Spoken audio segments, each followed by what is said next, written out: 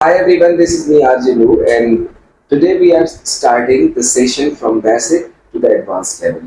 आज हम शुरू करने वाले हैं from the basic यानी कि जिनको किसी भी तरह से इंग्लिश में कंफ्यूजन हो रही है या फिर उनको स्पीकिंग में प्रॉब्लम हो रही है या राइटिंग में प्रॉब्लम हो रही है, तो उसके लिए हमारे पास एक बहुत अच्छा पैकेज है। वो है from basic to the advance level. हम बेसिक से शुरू करेंगे और चलते चलते हम एडवांस की तरफ लेके जाएंगे आपको। और हम आज शुरू करने वाले हैं from the basic verbs to be. और वर्ब्स टू बी का क्या मतलब होता है? Verbs to be are the mostly spoken in English language. और हमारी जो डेली की लैंग्वेज होती है उसमें बहुत सारे काम आ सकती है। और इसका मतलब है होना या बनना, यानी कि कोई भी, जैसे हमने लिखा है, एक्सप्रेसेस एनी स्टेट, कैरेक्टरिस्टिक और एनी कंडीशन। किसी भी चीज की शख्सियत, कोई भी स्टेट या कोई भी कंडीशन अगर जाहिर करनी हो तो हम इस्तेमाल करते हैं वर्ब्स टू बी। और मोस्टली हम जो यूज करते हैं वो प्रेजेंट पे यूज करते हैं इज एंड आर, और पास्ट में यूज करते हैं was and were, and future के लिए विल बी। कुछ एग्जांपल्स लिखते हैं, लेकिन उससे पहले हम आपको ये बताना चाहते हैं कि अगर हम प्रेजेंट भी यूज करते हैं वर्ब्स टू बी तो किस सब्जेक्ट के साथ कौन सा वर्ब्स टू बी आएगा। तो हम लिखते हैं सबसे पहले आई।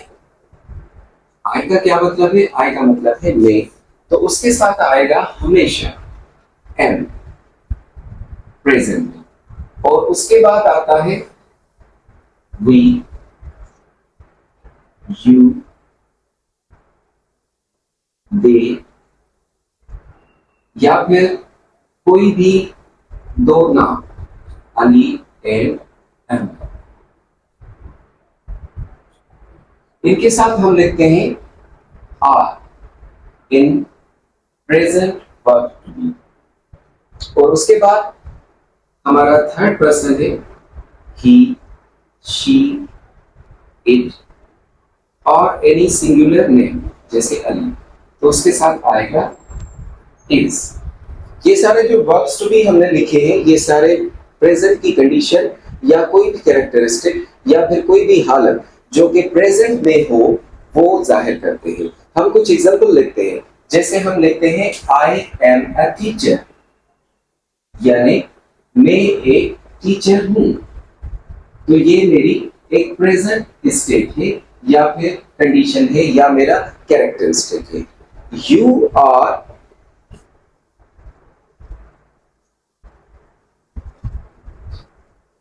द व्यूअर्स,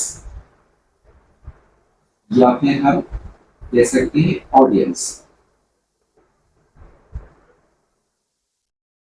आप ऑडियंस हो, यानी कि आपकी जो अभी की स्टेट है, अभी आप क्या कर रहे हैं? एज एन ऑडियंस काम कर रहे हैं। अगर हम किसी और के बारे में लिखें, जैसे ही इज, उसका कोई नाम भी होगा, जैसे ही इज अब्बास, वो अब्बास है। अब अब्बास की कोई स्टेट भी हो सकती है। ही इज हैप्पी, वो खुश है। उसकी कोई कैरेक्टरिस्टिक भी हो सकती है। ही इज अ बॉय, वो एक लड़का है।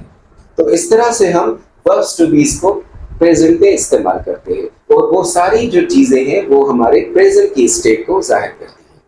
अब हम प्रेजेंट की स्टेट को लेके मुख्तलिफ सब्जेक्ट्स के साथ मुख्तलिफ स्टेट्स या कोई कैरेक्टरिस्टिक लिखते हैं। जैसे हम कहते हैं आई एम अ स्टूडेंट, मैं एक स्टूडेंट हूं, मेरी प्रेजेंट कंडीशन है और जिसको मैंने जाहिर किया है एम से। अगर मैं किसी और की कहूं, ही इज सैड, वो उदास है, उसकी प्रेजेंट स्टेट को जाहिर कर रहा है इज। अगर हम किसी लड़की के बारे में बात करेंगे तो शी इज अलीना, वो अलीना है। अगर हम किसी और के बारे में बात करते हैं, जैसे द कैट, या फिर इसके लिए हम प्रोनाउन इस्तेमाल करते हैं इट इज देयर, वो वहां पर, मतलब उसकी जो स्टेट है, कंडीशन है, प्लेस है, वो है वहां। अगर हम आपके बारे में बात करते हैं, यू आर हैप्पी, आप खुश हो। यू आर स्टूडेंट, आप स्टूडेंट्स हो। या इस तरह से कोई भी चीज हम आर से शो करें। अगर हम किसी और के बारे में जो कि प्लूरल हो, दे आर वर्कर्स, वो वर्कर्स से। या फिर हम दे सकते हैं दे आर एम्प्लॉइज, वो किसी ऑफिस में एम्प्लॉइज, तो उसको हमने आर से शो किया। अब हम चलते हैं कि इसके जो पास्ट फॉर्म होंगे, यानी ये तो हमारी प्रेजेंट की स्टेट है कि भाई आई एम ए स्टूडेंट, मैं हूं, लेकिन कल क्या था या पास्ट में क्या था। ही इज सेड, वो आज उदास है, लेकिन हो सकता है कल ना हो। शी इज अलीना, वो आज भी अलीना है, कल भी अलीना रहेगी, लेकिन उसका कोई कैरेक्टरिस्टिक होगा, वो हम लिखते हैं। द कैट इज देयर, वो आज तो वहां है, लेकिन कल कहां थी। इस तरह से हम पास्ट को लेके वर्ब्स टू बी को समझते हैं।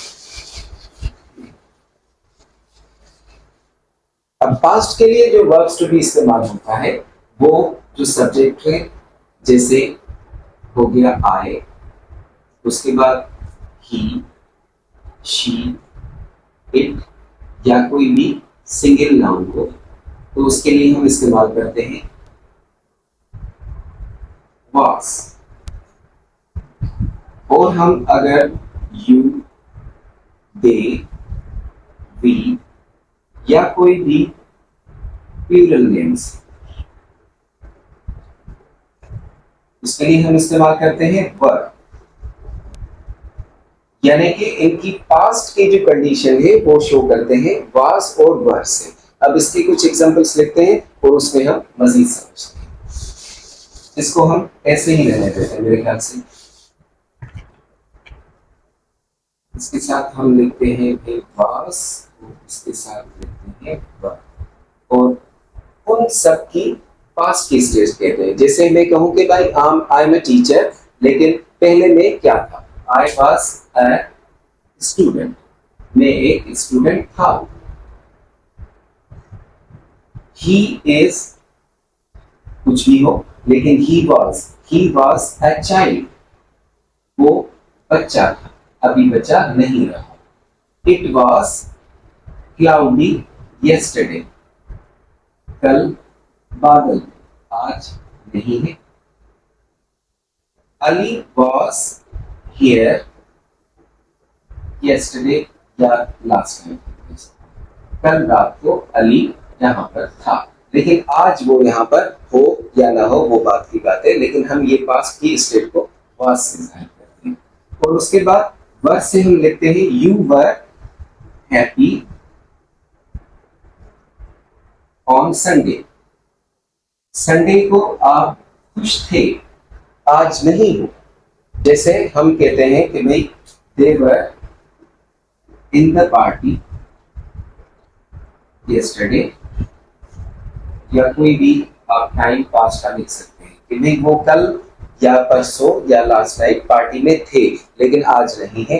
वी वर चिल्ड्रन, हम कभी बच्चे हुआ करते थे, मतलब हम बच्चे थे, अभी हम मैच्योर हो सकते हैं। Ali and Abbas were friends, या हम लिख सकते हैं क्लासमेट्स, वो दोनों क्लासमेट्स थे, लेकिन आजकल वो सेपरेटली पढ़ रहे हैं। अब हम फ्यूचर के लिए बोलते हैं कि भाई फ्यूचर के साथ हम क्या लगा रहे हैं। अब जो भी हमने लिखे हैं सब्जेक्ट्स, उन सब के साथ हम विल बी लगाते हैं। जैसे I, we, you, they, he, she, it, या कोई भी सिंगल नेम हो या प्लूरल नेम हो।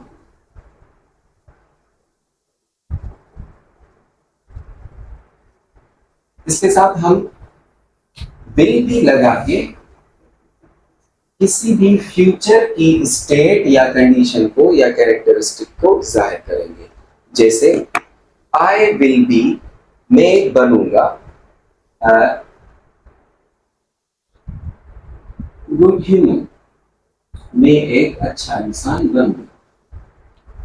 वी विल बी टुगेदर, हम एक साथ होंगे, अगेन हम एक दफा फिर से साथ होंगे। You will be a doctor, आप डॉक्टर बनोगे। They will be here tomorrow, कल वो यहाँ पर होंगे। उसके बाद he will be an engineer, वो इंजीनियर बनेगा। शी विल बी हेल्पर, वो एक हेल्पर के तौर पे काम करेगी।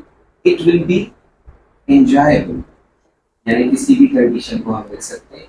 इट विल बी एंजॉयबल यानी वो कोई भी चीज हो सकती है, वो मजेदार हो सकती है। Ali will be good software engineer, Ali एक सॉफ्टवेयर इंजीनियर बने। यानी कि हम ये सारी जो कंडीशन है वो फ्यूचर के लिए इस्तेमाल करते हैं कि वो फ्यूचर में ये चीजें बनेंगे या इस जगह पर होंगे, या उनकी जो कंडीशन है या स्टेट है या कैरेक्टरिस्टिक है वो इस तरह से बन जाएंगे। अभी हम चलते हैं कि भाई इसको आइडेंटिफाई कैसे करते हैं कि ये वर्ब्स टू बी है या नहीं, क्योंकि इस एम आर और वाज वर और विल बी जो है वो टेंसेस में भी यूज हो सकते हैं और उनकी कोई अलग से मीनिंग हो सकती है। अगर मैं कहूं कि भाई इस एम आर